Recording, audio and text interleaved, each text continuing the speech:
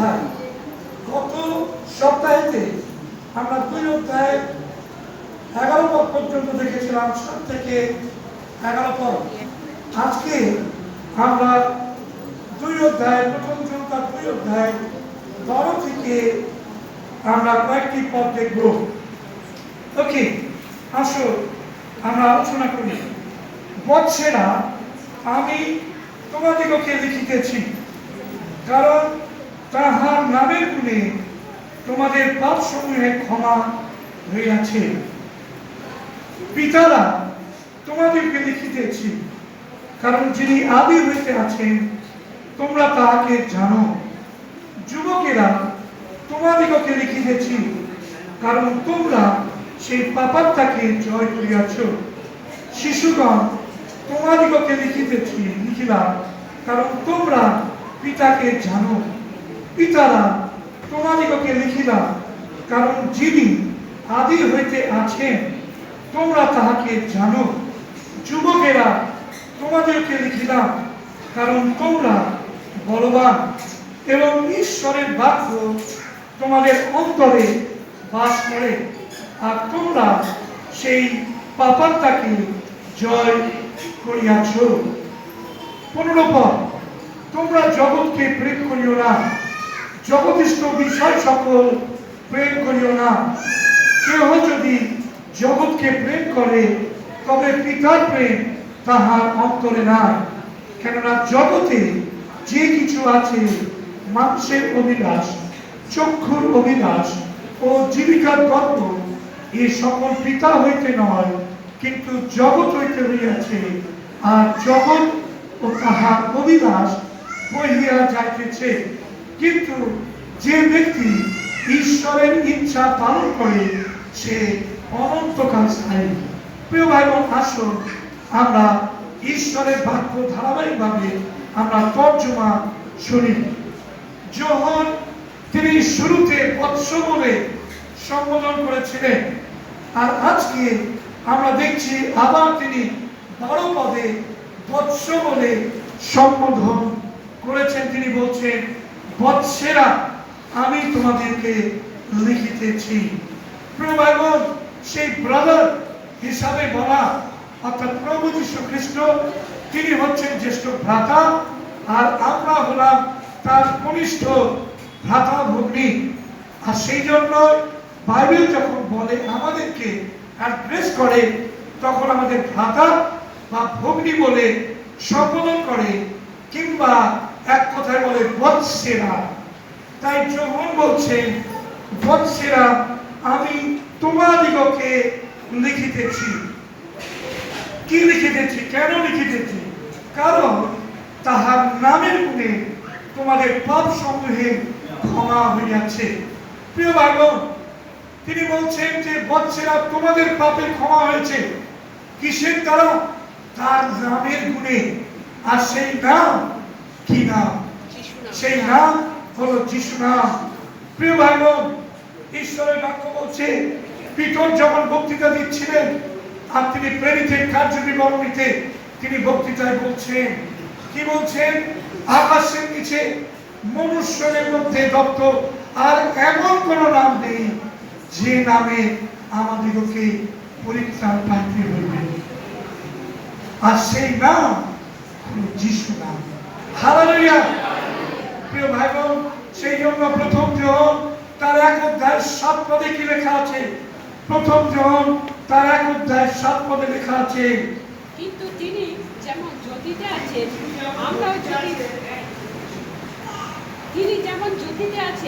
আমরাও যদি তেমনি জ্যোতিতে চলি, তবে পরস্পর আমাদের সহভাগিতা আছে, এবং তাহার পুত্র যিশুর রক্ত আমাদিগকে সমস্ত পাপ হইতে শুচি করে। ওকে, তাহলে কার নামের দ্বারা আমরা সূচীকৃত হয়েছি? তাহার পুত্র যিশুর রক্ত আমাদিগকে সমস্ত পাপ হইতে শুচি করে। সুতরাং তাহার নামের গুণে, মানে যিশুর নামের গুণে আমরা পাপ থেকে শুচি হয়েছি। হালেলুয়া।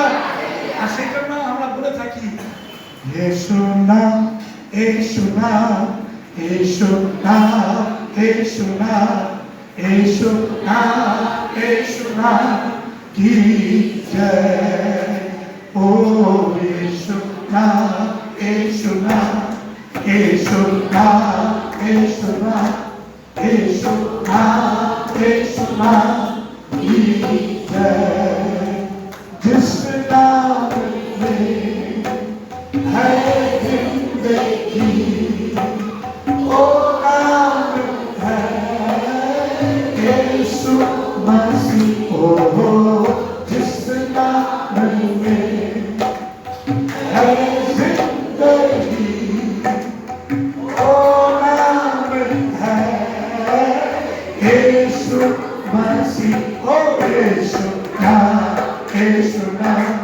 यीशु नाम यीशु नाम यीशु नाम यीशु नाम की जय সত্যি সেই যিশুর নামে আমরা পাপ থেকে মুক্তি পেয়েছি প্রিয় ভাইগণ জগতে বহু নাম আছে জগতে বহু নাম নিয়ে মানুষ জয় জয়কার করছে কিন্তু সেই নামে আপনি পরিত্রাণ পাবেন না পাপ থেকে মুক্তি পাবেন না 100 বার 1000 বার লক্ষ বার কোটি বার আপনি যদি সেই নামগুলো নেন সেই নামের দ্বারা আপনি মোক্ষ লাভ করতে পারবেন কিন্তু একমাত্র যীশু খ্রিস্টের নাম যে নাম স্বর্গ থেকে প্রদত্ত হয়েছে দূত মরিয়মকে বলল যে তুমি নারীগণের মধ্যে ধন্যা তুমি পুত্র প্রসব করবে আর তার নাম রাখা যাবে ইম্মানুয়েল আমাদের মাঝে ঈশ্বর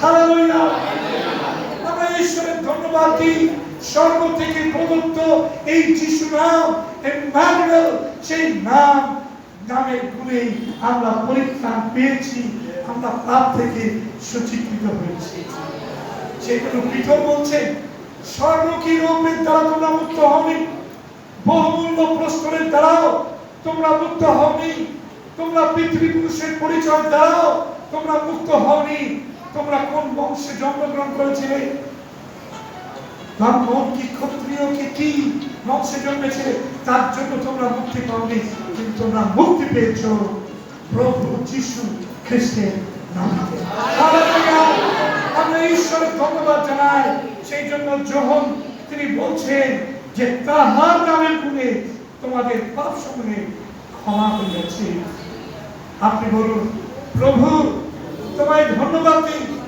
তোমার রক্ত দিয়ে আমার পাপের মুক্তি তুমি দিয়েছ হালেলুয়া প্রিয় ভাই আমরা চলে যাই 13 পদে বলছেন পিতারা তোমাদিগকে লিখিতেছি কারণ যিনি আদি হইতে আছেন তোমরা তাহাকে জানো সুতরাং পিতাদের উদ্দেশ্যে বলছে যে পিতারা তোমরা তাকে জানো এবং তোমরা কিভাবে জানতে পারো যিনি আদি হইতে আসিয়াছেন তাই লেখাছে যে পিতারা তোমাদেরকে লিখিতেছি কারণ যিনি আদি হইতে আছেন তোমরা তাহাকে জানো ঈশ্বরের বাক্য কি বলছে প্রথম যোহন তার 1 অধ্যায় 1 পদে কি লেখা আছে আদিতে ঈশ্বর ছিলেন আদিতে বাক্য ছিলেন বাক্য ঈশ্বর ছিলেন বাক্য ঈশ্বরের কাছে ছিলেন আদিতে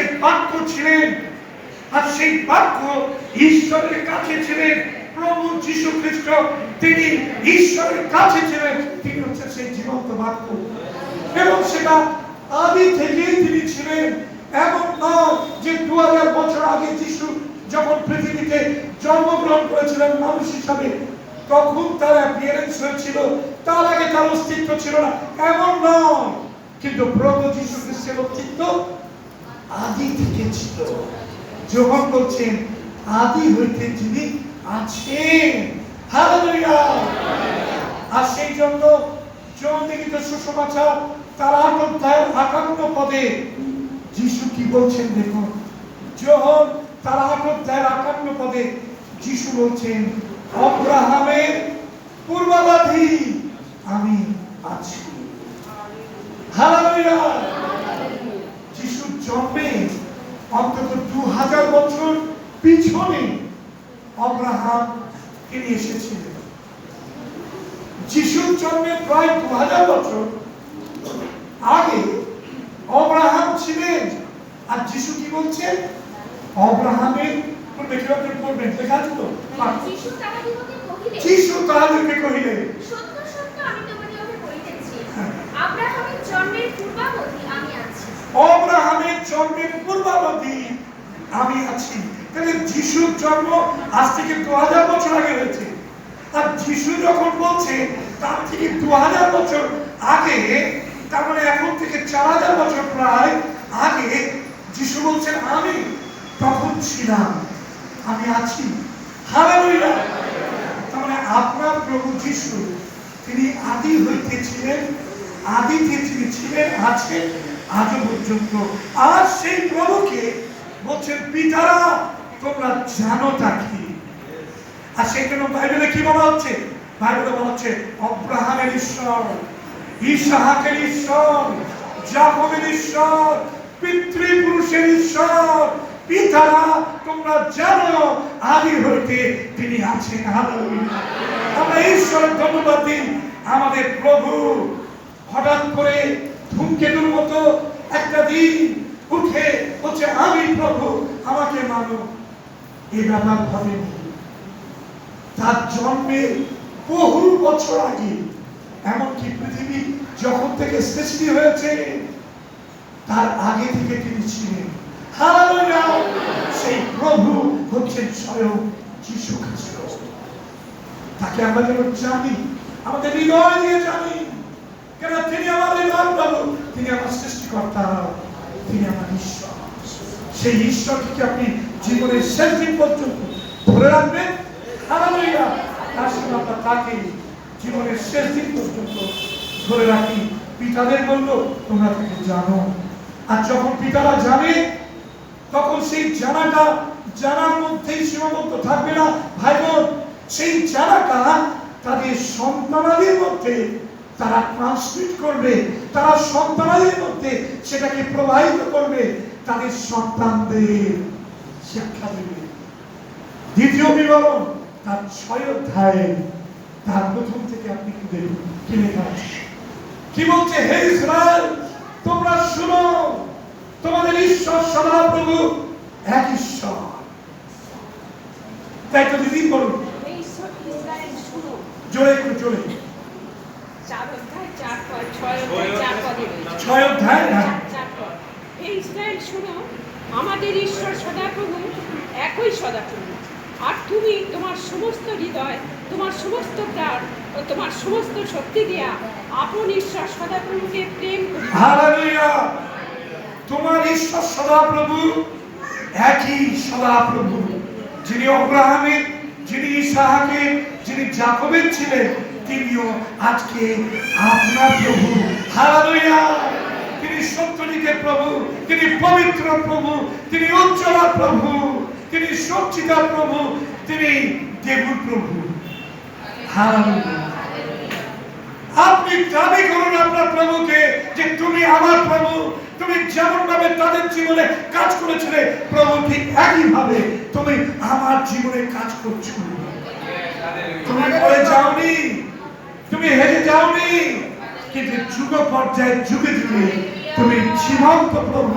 আমি তোমার ধন্যবাদ জানাই। হালেলুয়া। এবং পিতারা আমরা জেনেই ক্ষান্ত থাকবো না, কিন্তু আমরা আমাদের সন্তানাদিকে, তারপরে ওখানে লেখা আছে তোমরা গাত্রোত্থানকালে, তোমরা গৃহে বসিবার সময়, তোমরা চলিবার সময় তোমরা তাদেরকে এই সকল বিষয়ে শিক্ষা দিবে। তাই লেখা আছে তো? পড়ুন, এই পড়ো, এই পড়ো, এসটা পড়ো। দ্বিতীয় বিবরণ 6 অধ্যায় 7 পদ থেকে। আর তোমরা প্রত্যেকে আপন আপন সন্তানগণ, তোমরা প্রত্যেকে আপন আপন সন্তানগণ। কারা বলছে? পিতাদের বলছে, মাতাদের বলছে তোমরা এ সকল যত্নপূর্বক শিক্ষা দিবে, এই সকল যত্নপূর্বক শিক্ষা দিবে, এবং গৃহে বসিবার কিংবা পথে চলিবার সময়, গৃহে বসিবার কিংবা পথে চলিবার সময়, এবং শয়ন কিংবা গাত্রস্থান স্বয়ং শুতে যাওয়ার সময় অথবা ঘুম থেকে ওঠার সময় ওই সমস্তের কথোপকথন করিবে। ওই সমস্তের কথোপকথন করবে। হে ইসরায়েল শোনো, তোমার ঈশ্বর সদাপ্রভু এক ঈশ্বর সদাপ্রভু, তিনি ভিন্ন আর অন্য কেউ নেই। প্রিয় ভাই বোন, এই হৃদয়টা আপনি বসিয়ে নিন। এই বাক্যটাকে আমার হৃদয়ের মধ্যে, প্রভুই একমাত্র, তিনি আমার ঈশ্বর, আমি তাকে শুধু জানবো না, আমাদের সন্তানাদিকে তার বিষয়তে আমরা শিক্ষা দেব, যেন তারা সেই প্রভুকে জেনে তাদের জীবনের প্রভুকে নিয়ে জীবনের পথে চলতে পারে। হালেলুয়া। একজন সাধুর সাক্ষ্য শুনছিলাম ইউটিউবে। যদি কখনো সুযোগ হয় আমি আপনাদের সেই সাক্ষ্যটা একটা সানডেতে আমি ডিসপ্লে করব। সেই সাক্ষ্যের মধ্যে সাধু বলছেন যে আমি বিভিন্ন জায়গায় শিক্ষা দিতাম, পৃথিবীর বিভিন্ন প্রান্তে আমি গিয়ে বলতাম আমার ধর্মের বিষয়, কিন্তু আমি যা বলতাম সেটা হৃদয়ে আমার বিশ্বাস করতো না, কিন্তু আমি বলতাম। যখন নিজের সঙ্গে ফাইট করছি, যুদ্ধ করছি যে এটা কি করে হয়, আমি যা বিশ্বাস করি না তাই আমি মুখে বলছি এবং শিক্ষা দিচ্ছি। এই ফাইট করতে করতে করতে করতে আমি অসুস্থ হয়ে পড়লাম, এবং অসুস্থ হয়ে পড়ে তিনি বলছেন আমি ছোটবেলাতে খ্রিস্টানদের খুব ঘৃণা করতাম। যখনই খ্রিস্টানদের দেখতাম তাদের বাইবেল পড়িয়ে দিতাম, তাদের নানান ধরনের ইয়ে করতাম। কিন্তু একদিন যখন চার্চের পাশ দিয়ে যাচ্ছি তখন কিরকম মনে হলো, আর আমি ভিতরে ঢুকে গেলাম। সেখানে গিয়ে দেখলাম যে ফলকে লেখা আছে যিশুর কিছু বাণী, আর সেই বাণীগুলো আমি পড়তে থাকলাম। খুব হৃদয় একটা শান্তি পেলাম, যেন যে শান্তির খোঁজ করছিলাম যেন সেই শান্তির জায়গায় আমি পৌঁছে গেলাম। আরো অনেক ঘটনা ঘটেছে। তিনি বললেন আমি যেতে শুরু করলাম বিভিন্ন চার্চে, যেহেতু আমি শিক্ষা দিতাম বিভিন্ন জায়গায়, আর সেই কারণে কেউ আমাকে প্রশ্ন করতো না। আমি বিভিন্ন খ্রিস্টানদের সভা প্রার্থনায় গিয়ে যেতাম। কিন্তু একদিন যখন আমি শিক্ষা গ্রহণ করতে করতে আমার শিক্ষা পাল্টে গেল, আমার শিক্ষা যখন পাল্টে গেল, তখন আমি সেই শিক্ষা আমার শিক্ষার মধ্যে দিতে শুরু করলাম। তখন যে স্বামীজির মধ্যে দিয়ে আমি ঈশ্বরের পথে এসেছিলাম বা আমি প্রচার করতাম, আমি সেই স্বামীজি যারা প্রচন্ড পরিমাণে হলাম, তিরস্কৃত হলাম। সেই স্বামীজি বলল তুই এইসব কি কথা বলছিস, তোর প্রচারের মধ্যে এগুলো কি উচ্চারণ করছিস, বলে তাকে শাস্তি দেওয়া। পরবর্তীকালে সেই প্রভুকে, আমি ছোট করছি কাজ কবিতাকে, প্রভুকে গ্রহণ করি। বলছে আমি সবকিছুর থেকে বিতাড়িত হয়েছি। আমার জীবনে টাকা ছিল, সম্পত্তি ছিল, অর্থ ছিল, মানুষের বাহবা ছিল, সব ছিল, কিন্তু ভিতরে আমি শূন্যতা নিয়ে ঘুরতাম। কিন্তু যখন যিশু আমার জীবনে আসতো তখন আমার জীবনে আমি সবকিছুকে পরিত্যাগ করে আমি যিশুর পিছনে চলতে শুরু করলাম। প্রিয় ভাই বোন, প্রভু যিশু তিনি যে ঈশ্বর, তিনি প্রতি মুহূর্তে তিনি মানুষের জীবনে নিজেকে প্রকাশ করেন। আমরা ঈশ্বরের জন্য ধন্যবাদ জানাই যে প্রভু তিনি যদি আমাদের অন্তরে কথা না বলতেন আমরা আজকে এখানে চার্চে বসে থাকতাম না। আমরা অর্থের কারণে এখানে আসিনি, আমাদের সুযোগ সুবিধা দেওয়া হয়েছে সেজন্য আমরা আসিনি, কিন্তু প্রভু যিশু তিনি নিজে আমাদেরকে ডেকে নিয়ে এসেছেন। একদিন যিশুর পথ থেকে অনেক দূরে ছিলাম, আমরা অসম্পর্কীয় ছিলাম, কিন্তু প্রভু যিশু তিনি নিজে আমাদেরকে ডেকেছেন। আমরা প্রত্যেকে বলতে পারি প্রভু আমায় ডেকেছেন, তিনি আমার হৃদয়ে কথা বলেছেন, আমি সেই যিশুকে জানতে পেরেছি। সেই জন্য সমস্ত আকর্ষণ, সমস্ত ফ্যাসিলিটি, সমস্ত কিছু আমরা জলাঞ্জলি দিতে পারি, কিন্তু যিশুকে আমরা কোনো ক্রমে ছাড়তে পারি না। হালেলুয়া। আসুন আমরা সেই যিশুকে জেনেছি আদি থেকে, সেই যিশুকে নিয়ে আমরা যেন চলতে পারি। ঈশ্বরের বাক্য বলছে, তারপরে দেখুন লেখা আছে যে যুবকেরা তোমাদিগকে লিখিতেছি, কারণ তোমরা সেই পাপাত্মাকে জয় করিয়াছ। তোমরা সেই পাপাত্মাকে জয় করেছ যুবকেরা। প্রিয় ভাই বোন, আজকে যুবকরা সবচেয়ে বেশি যত তাড়নার মধ্যে দিয়ে চলেছে, আর সেটা হচ্ছে মানুষের অভিলাষ, জীবিকার দর্প এবং চক্ষুর অভিলাষের মধ্যে দিয়ে চলেছে। যৌবনকালে যৌবনের যে টান, সেই টান আমাদেরকে মন্দতার দিকে টেনে নিয়ে যায়। যুবক যুবতীরা, তোমাদের উদ্দেশ্যে প্রভুর বাক্য, তোমরা যদি সেই পাপাত্মাকে জয় করতে না পারো, তাহলে কিন্তু পাপাত্মা তার নিজের মতো করে নেবে তোমাদেরকে, তোমরা হারিয়ে যাবে।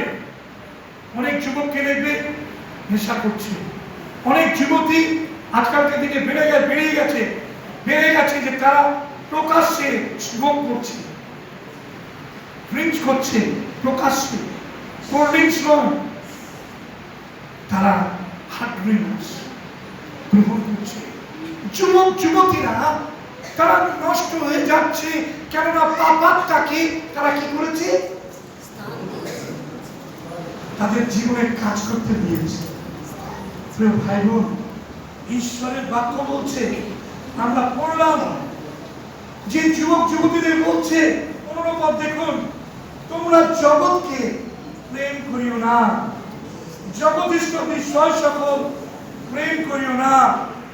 কেহ যদি জগৎকে প্রেম করে, তবে পিতার প্রেম তাহার অন্তরে নাই।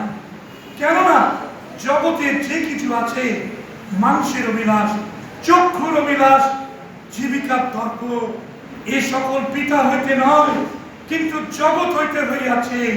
আর জগৎ ও তাহার অভিলাষ বহিয়া যাইতেছে, কিন্তু যে ব্যক্তি ঈশ্বরের ইচ্ছা পালন করে, সে অনন্তকাল স্থায়ী। যুবক যুবতীরা, তোমাদেরকে বলি যে বর্তমানে জগৎ এবং জগতের অধিপতি শয়তান দিয়াবল, পাপাত্মা তাকে বলছে, সেই আত্মা কিন্তু তোমাদেরকে আকর্ষণ করছে, এবং সেই আকর্ষণের দ্বারা প্রভাবিত হয়ে তোমরা জগতের মধ্যে মিশে যাচ্ছ, জগতের গান গাইছ, জগতের মানুষদের মতো আচরণ করছো, তোমরা জগতের শিক্ষা নিয়ে সেই শিক্ষা ফলাও করছো। যুবক যুবতীরা, তোমাদের এই সময়তে জগৎকে না বলার দরকার রয়েছে। যদি এখন না বলতে পারো, তাহলে কিন্তু সেই পাপাত্মা তোমাদের জয় করে পাপের পথে দিয়ে যাবে। তাই আসুন, যে সমস্ত যুবক যুবতী, আমি কয়েকটা নাম বলছি, যেমন আমরা যদি দেখি সেই হেবল প্রথম মানবের প্রথম পুত্র সন্তান, কইনের পরে হেবল, তাই তো? এবং সেই হেবল প্রভুর পথে চলেছিলেন, তার যে উপহার সেটা গ্রাহ্য হয়েছিল। কইন পাপাত্মার দিকে নিজের জীবনকে দিয়ে দিয়েছিল, কইন তার ভাই হেবলকে মেরেছিল।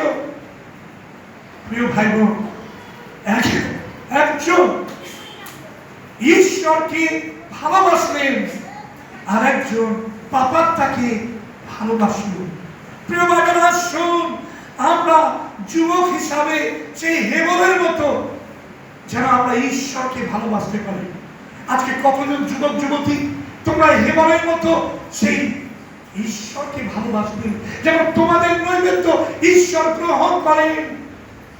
আমরা দেখি দ্বিতীয় আরেকজন যুবক, তার নাম হচ্ছে যোসেফ।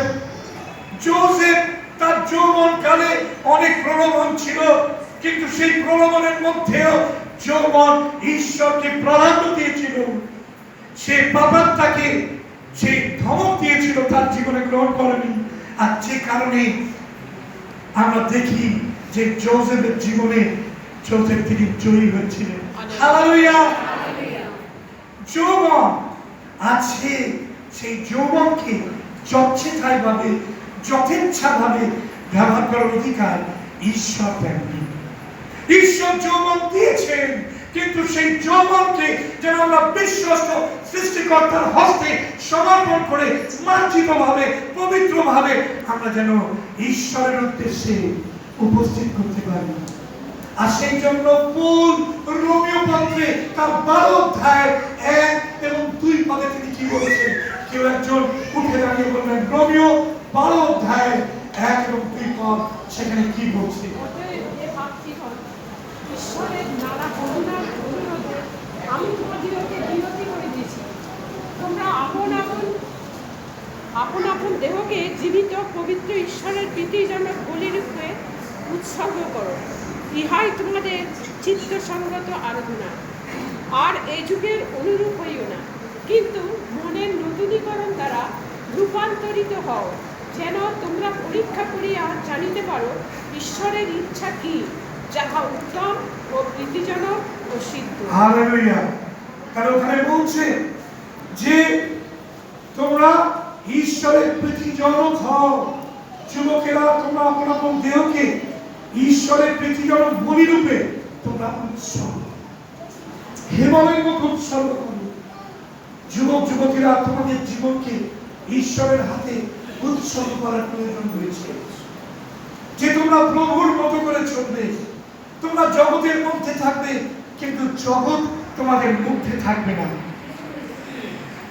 একটা বোতলকে আপনি সমুদ্রের জলের ছিপিটা এঁকে আপনি ভাসিয়ে দিন, সে সমুদ্রের জলের মধ্যেই ভাসতে থাকবে, কিন্তু সমুদ্রের জল তার মধ্যে প্রবেশ করবে না। কেননা সেই ছিপি, বোতলের ছিপি বন্ধ করা রয়েছে টাইট করে। প্রিয় ভাই বোনেরা, আসুন আপনার জীবনকে আপনি প্রভুর কাছে এমন ভাবে গচ্ছিত রাখুন, সমর্পিত রাখুন, যে জগতের সমুদ্রের মধ্যে যদি আপনি ভেসে বেড়াচ্ছেন, তবুও আপনার মধ্যে জগতিষ্ঠ বিষয়গুলো কখনো প্রাধান্য পাবে না, কিন্তু আপনি সেগুলো থেকে দূরে থাকবেন। হালেলুয়া। যুবক যুবতীরা, তোমরা তো সেই পাপার থেকে জয় করিয়াছো। আসুন আমাদের সোনাপুর মন্ডলীর যুবক যুবতীরা, তোমরা পাপার থেকে জয় করো, প্রভুকে হৃদয়ে রাখো। 14 পদে শিশুদের উদ্দেশ্যে বলা হচ্ছে, তোমরা কি করবে? শিশুরা, তোমাদেরকে লিখিলাম কারণ তোমরা পিতাকে জানো। আমরা যদি প্রভুতে যদি শিশু হয়ে থাকি, মানে বয়সে আমরা শিশুর কথা নয়, কিন্তু আধ্যাত্মিক জীবনে যদি আমরা শিশু হয়ে থাকি, সবে প্রভুকে গ্রহণ করেছি, যিশুকে গ্রহণ করেছি, তাহলে তোমরা তো তোমাদের পিতাকে জানো, যিনি স্বর্গের পিতা, তিনি তোমাদের বৃদ্ধি দেবেন। যারা আক্ষরিক ভাবে শিশু রয়েছে, তোমরা তো তোমাদের পিতাকে জানো, যিনি প্রভুতে রয়েছেন, সুতরাং তাকে, তার আদর্শকে তোমরা মেনে চলো। তাই শিশুদের উদ্দেশ্যে বলা হচ্ছে, তারা আক্ষরিক ভাবে শিশু হোক কিংবা আত্মিক ভাবে শিশু হন, তোমাদেরকে লিখিলাম কারণ তোমরা পিতাকে জানো। তাহলে যখন আপনি আমি আধ্যাত্মিক ভাবে দুর্বল থাকলেও, আধ্যাত্মিক ভাবে শিশু থাকলেও, হয়তো তেমন ম্যাচুরিটি আসেনি, আমরা হয়তো দুধই খাচ্ছি, নো প্রবলেম, এখনো আমরা মাংস খাচ্ছি না, কিন্তু আমরা জানবো আমাদের ঈশ্বর আছেন, তিনি আমাদের সময় মতো বৃদ্ধি প্রদান করবেন। আমাদের ঈশ্বর আছেন, যিনি আমাদের সময় মতো বৃদ্ধি প্রদান করবেন। তাই আসুন প্রভুতে শিশুরা যারা রয়েছেন, তারা আমরা পিতাকে যেন আমরা জানতে পারি। আবার রিপিট করছেন, জন বলছেন, পিতারা তোমাদেরকে লিখলাম কারণ যিনি আদি হইতে আছেন তোমরা তাকে জানো। যুবকেরা, তোমাদেরকে লিখলাম কারণ তোমরা বলবান। যুবকেরা, উপদেশকের পুস্তকে তার 11 অধ্যায় যদি 12 পদ থেকে আপনি দেখেন, উপদেশকের পুস্তক তার 11 অধ্যায় 12 থেকে যদি আমরা দেখি, সেখানে কি বলছে? তোমার যৌবন কাহাকেও তুচ্ছ করিতে দিও না। চেষ্টা করো, উপদেশক তার 11 অধ্যায় 12 পদ।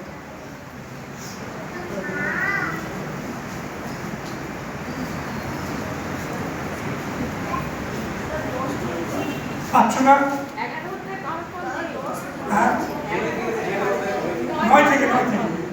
9 থেকে এই যুবক, তুমি তোমার তরুণ বয়সে আনন্দ করো, করো। হে যুবক, তুমি তোমার তরুণ বয়সে আনন্দ করো। যৌবনকালে তোমার হৃদয় তোমাকে আহ্লাদিত করুক। যৌবনকালে তোমার হৃদয় তোমাকে আহ্লাদিত হোক। তুমি তোমার মনোগত পথসমূহে ও তোমার চক্ষুর দৃষ্টিতে চলো। তুমি তোমার মনোগত পথসমূহ, মনে যেটা ইচ্ছা হয় সেভাবে চলো, তোমার চক্ষুর যে দৃষ্টি সে অনুযায়ী চলো। কিন্তু কিন্তু জানিও ঈশ্বর এই সকল বলিয়া তোমাকে বিচারে আনিবে। হ্যাঁ, কিন্তু জানিও এই সকল ধরে, এই সকল মানে কি? তুমি তোমার মনের ইচ্ছা অনুযায়ী চলেছ, তুমি তোমার পথ নিজের ইচ্ছা মতো পথ বেছে নিয়ে তুমি চলেছ, চলতে পারো, কিন্তু জানিও সুতোটা কিন্তু ঈশ্বরের কাছেই রয়েছে। ঘুড়ি উঠছে, ঘুড়ি উঠছে, কিন্তু ঘুড়ির সুতো ঈশ্বরের হাতে রয়েছে। তুমি ভাবছো যা খুশি তাই করবো, চলবে না। তিনি সুতো ধরে এরকম এরকম করে নামিয়ে দেবেন একেবারে। তুমি জানিও সেই সকল ধরিয়া ঈশ্বর তোমাকে বিচারে আনিবে। বাইবেল আমাদের বিচারের কথা বলে। প্রিয় ভাই বোন, আসুন যেন সেই বিচার যেন সঠিক হয়, সেই বিচারে যেন আমরা পুরস্কৃত হই, সেই বিচারে যেন আমাদের মাথাটা হিট হয়ে না যায়। চলে যাও, অনন্ত নরক তোমার চলে রয়েছে, চলে যাও, দূর হও, অধর্মচারীরা আমার নিকট হইতে দূর হও। এটা যেন প্রভুর কাছে শুনতে না হয়। কিন্তু আমরা যারা যুবক যুবতী রয়েছি, আমাদের শক্তি রয়েছে, যৌবনের ক্ষমতা রয়েছে, আমরা অনেক কিছু করতে পারি, আমরা দেখিয়ে দিতে পারি আমাদের বাহুবল কি আছে। কিন্তু মনে রাখি, এই সকল ধরিয়া ঈশ্বর তোমাদেরকে বিচার। তাই আসুন যুবক যুবতীরা, আমরা প্রভুর কাছে আমাদের এই জীবনকে, আমাদের এই শক্তিকে, আমাদের এই বলকে প্রভুর কাছে নিয়ে আসি। আর সেই জন্য কি বলছে? তুমি তোমার সমস্ত শক্তি, তুমি তোমার সমস্ত চিত্ত, তুমি তোমার সমস্ত প্রাণ, সমস্ত কিছু দিয়ে তোমার ঈশ্বর প্রভুকে। আসুন, আপনাকে প্রভু যে যৌবনের বল শক্তি দিয়েছেন, সেই বল শক্তি আপনি প্রভুর কাছে নিন, প্রভুর কাছে সমর্পণ করুন, যেন প্রভু আপনাকে তার কাজের জন্য ব্যবহার করতে পারে। এই যুগের অনুরূপী হইল না, কিন্তু মনের নতুনীকরণ দাও, তোমরা সর্বান্তরিত হও, যেন তোমরা জানিতে পারো ঈশ্বরের ইচ্ছা কি, যা পৃথিবীজনক ও সিদ্ধ। প্রিয় ভাই বোন, ঈশ্বরের বাক্য আমি ঠিক শেষ করছি। আর জগৎ এবং তাহার অভিলাষ হইয়া যাইতেছে, কিন্তু যে ব্যক্তি ঈশ্বরের ইচ্ছা পালন করে সে অনন্তকাল স্থায়ী। পিতারা, তোমরা অনন্তকাল স্থায়ী থাকবে, তোমরা সেই আদি হইতে তাহাকে জানো। যুবকেরা, তোমরা তোমাদের জীবনকে সমর্পণ করে জগৎ থেকে দূরে রেখে তোমরা সেই অনন্তকাল স্থায়ী জীবনে প্রবেশ করবে। শিশুরা, তোমাদের পিতার পথ অবলম্বন করবে, করে তোমরা সেই অনন্তকাল স্থায়ী জীবনে প্রবেশ করবে। আসুন সোনাপুরের ভাতৃগণ, আমরা প্রভু যিশুতে স্থির থেকে অনন্ত জীবনে সেই স্থাপিত এবং অনন্তকাল ধরে আমরা যেন স্থির থাকতে পারি। আমরা চোখ বন্ধ করি,